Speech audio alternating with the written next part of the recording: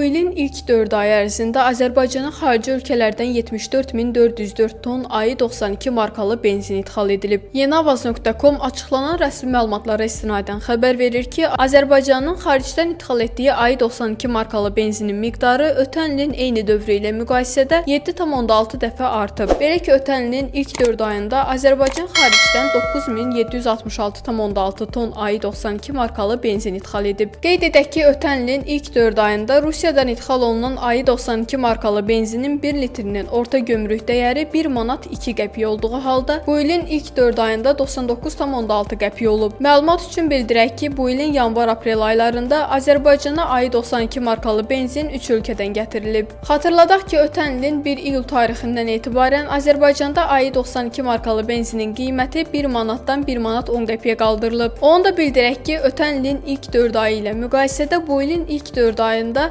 Azərbaycanda avtomobil benzininin istehsalı 17% azalaraq 424,4 min tona düşüb. Açıqlanan məlumatlar göstərir ki, Azərbaycanda avtomobil benzininin istehsalında azalma, ixalda isə kəskin artım qeydə alınıb. Yerli istehsalın 17% azalmasına paralel olaraq ixalın kəskin artması onu göstərir ki, yerli istehsal daxili tələbatı ödəmir. Bu isə daxili bazarın ixaldan asılı vəziyyətə düşməsi deməkdir. Daha əvvəl Rusiya əsas tədarükçü olduğu halda ixal olunan həcmi genişlənib. Belarus və Rumıniyadan gətirilən benzinin həcmi də əhəmiyyətli dərəcədə artıb. Məhz bu ölkələrdən ixal olunan benzinin gömrük dəyərlərinə nəzər salsaq, görərik ki, bu qiymətlər daxili satış qiyməti olan 1 manat 10 qəpiyə bərabərdir, ya da onu üstələyir. Məsələn, Belarusdan gətirilən benzinin 1 litri üçün orta gömrük dəyəri 1 manat 11 qəpikdir. Bu da artıq mövcud satış qiymətindən yuxarıdır. Əgər daxili istehsal artmasa və ixal qiymətləri yüksək səviyyədə qalmağa davam edərsə, AI-92 markalı benzinin qiymətinin artırılması yenidən gündəmə gələ bilər.